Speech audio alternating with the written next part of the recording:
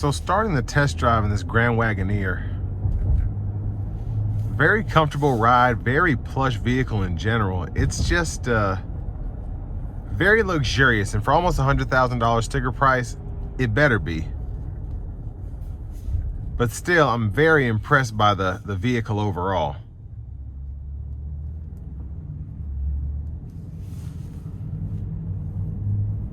Now this twin turbo inline six is pretty tame.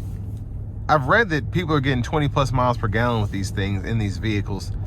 I don't know if that's highway, if it's mixed, whatever, but you know, having two less cylinders definitely helps in terms of fuel economy compared to the you know, the 6.4 V8 that was available. But you put this thing under throttle, it's quick, it pulls. I love the sound. I'm gonna try and show that off for you here when we get on the interstate. But I'm just I'm a big fan of these powertrains. The 8-speed shifts enough, but it's not like the 10-speed in Ford or GM, which is smoother, but you don't get that more engaging feel, if you will. So I really like how this one's set up. Pair that with a 4-wheel drive, it's just a bit easier to take off-road, I think, especially with the gear limiter and all that. It just makes more sense. It's kind of like I don't want to say it's older technology, but there's less going on with the setup overall, and that's what a lot of off-roaders prefer.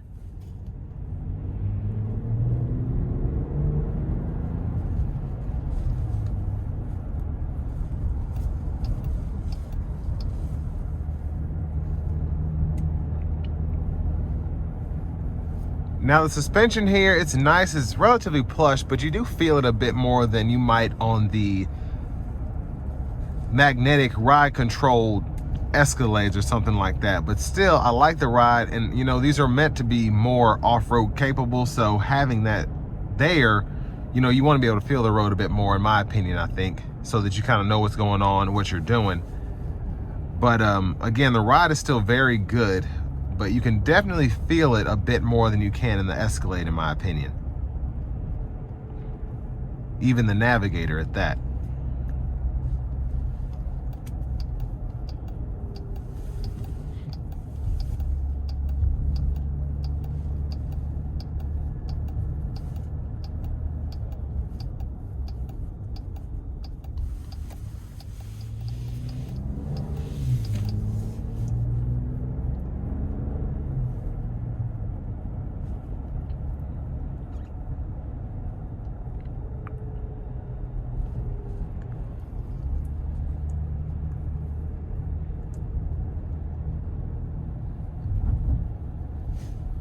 Gonna get on the interstate here. I should be able to give myself a little bit of room to give it a good pull. We'll put it in the sport mode too. Here we go.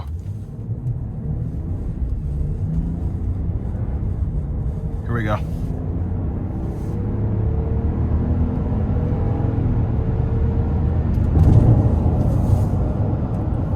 So it wasn't flooring it by any means. The suspension was changing while I was doing that. I kind of took that turn and I didn't want to thrash it, but I mean, in terms of getting up to speed, it's flawless. The shifts are great. It's just very easy getting this 420 horsepower Hurricane engine up to speed.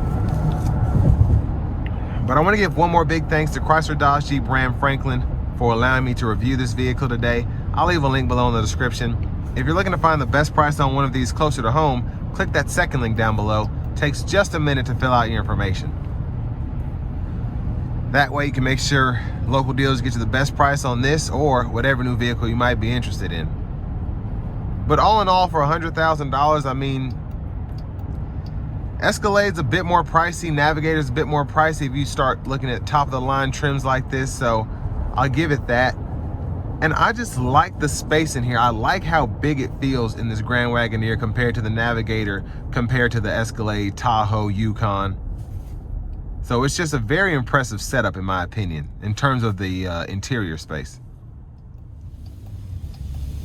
But a very nice SUV, very capable SUV, and still deserving of the Grand Wagoneer nameplate, even if they put the Jeep logo back on here. So all that being said, this will bring me to the end of my review of this 2026 Jeep Grand Wagoneer Summit Obsidian.